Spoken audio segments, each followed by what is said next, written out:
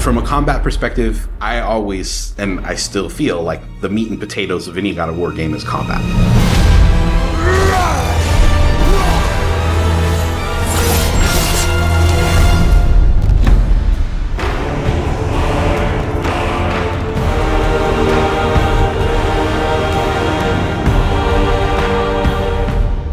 My name is Roberto Clemente. All my friends call me Bert. I'm a senior combat animator here at Sony Santa Monica. My name is Kim Wynn, and I'm a gameplay animator. Hi, I'm Sabra, and I'm a senior VFX artist on God of War Ragnarok. My name is Grace Pan, and I'm a gameplay animator in God of War Ragnarok. Hi, I'm Stephen O'Hara, GBA, combat designer on God of War. And I create interesting and memorable creatures that players like to attack and defend against. As an animator, you gave life to characters. You make them move, you give them personalities, you give them weight.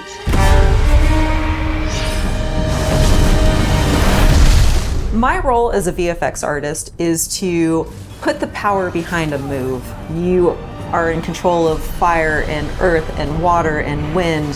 Whether you are throwing your axe or on the receiving end of an enemy spell, VFX is what really gives the movement and the danger to every move that a character or enemy makes. I work really closely with the design team and the tech art team on this project specifically. We actually work a lot with camera, along with the guidance of our great camera team, so I find myself doing fight choreography sometimes.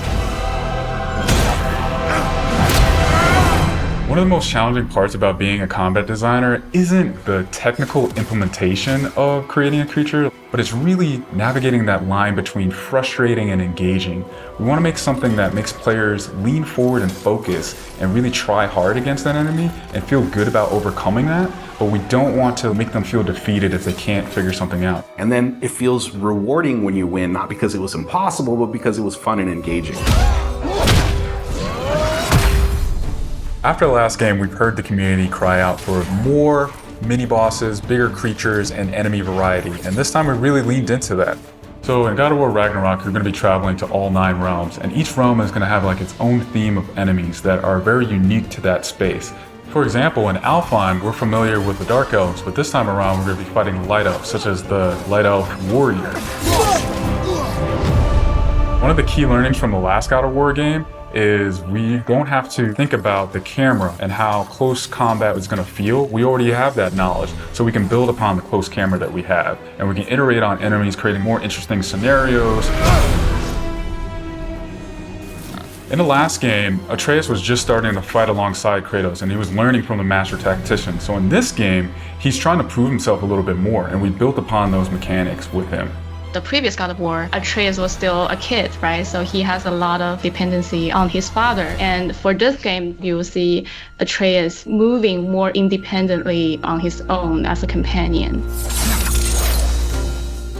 In regards to VFX for Kratos, I think what the players really love is the powerfulness of it. When you are playing as Kratos, you really do feel like the God of War. And moving into Ragnarok, we want to really make something bigger, make it stronger, make it more of a spectacle. You want them to be like, oh my gosh, I didn't know that the Blades of Chaos could get even better, but look at that. So as Kratos gets more powerful, he's going to have access to newer combos and newer abilities that will increase the combat depth of each weapon. For the Blades, one of the moves that I've really enjoyed from previous God of Wars is the combat grapple, and we're going to be bringing that with a new twist. I'm very excited for players to try the blade grapple traversal moves. That brings so much more speed into the movement and the dynamic feel to it. One of the ways we've expanded Kratos combat this time around is we've given more utility and choice to the shield loadout. If you are a parry person, you could really go for a shield that gears towards parrying. If you're a big blocker, then you could choose a shield that will really match your playstyle. One new mechanic or element that I'm really excited about is these combo finishers. Building up the stun meter this time around is going to lead to different ways to basically decapitate the enemy. You're going to be able to choose, which weapon you want to have when you kill a guy. Another feature that we've added for Kratos is his new pre-fall attacks. You could jump off a ledge, and if there's an enemy below you, you could slam down on him. There's such an emphasis on verticality in some of these fights that it's super engaging. And as Kratos, now that you have so much mobility and that you can also take advantage of that verticality, I think it just adds such another interesting layer to a fight. In God of War Ragnarok, we've enhanced the Kratos and Atreus duo. He's going to initiate a little bit more, be aggressive. He's going to fight alongside you, and sometimes even surprise you with his combo abilities too. Some of the new expanded companion actions that you'll see Atreus do leverage the fact that he's older now, he's bigger now. And he's different from Kratos, so his magic has a different flavor. Not only that they fight side by side together, there are also a lot of mini games and player interaction moments. For example, like the puzzle systems and the set pieces. You definitely will see a lot more collaborations between father and son.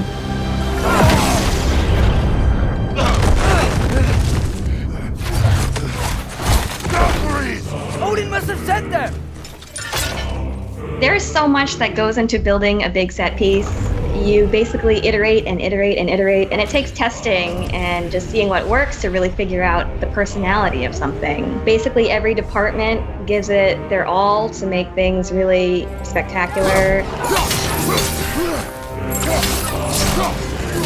There were a lot of different times that I would look back at God of War games just through the ages before 2018. There were so many amazing, huge boss fights and set pieces that it was a huge inspiration for me on my time on this project.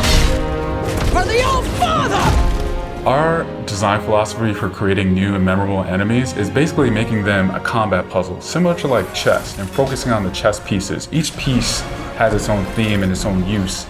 You need to be able to see what's happening in an instant and be able to react as the player. There's a couple of different ways that we go into making an attack very readable for the player. Sometimes we add a signature audio cue, or we'll add the different rings, such as what we did in the last game, that lets you know that this attack is unblockable, you need to dodge it. There's so many different ways that VFX really helps not just show what an enemy is about to do, but show who the enemy really is.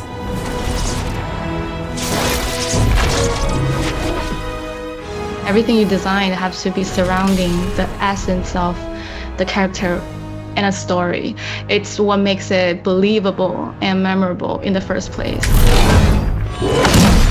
I think what I'm most excited about is for players to experience the diversity of enemies that this game has to offer.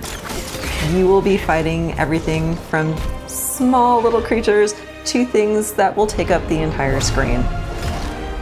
All of their designs run the gamut. I think each one looks so much different from the next one, and each of them have their own play styles and their own little fantasies that go into it. And so I think if you are really into Norse mythology, you'll be very interested to see how Sony Santa Monica has taken some of these creatures and interpreted them for God of War. Everything that goes into the game, there's emotion behind it and intent behind it, and by the time it gets to you, everything that you've seen that you're going to play and experience has been sweated over, bled over, tested, and is fun to play.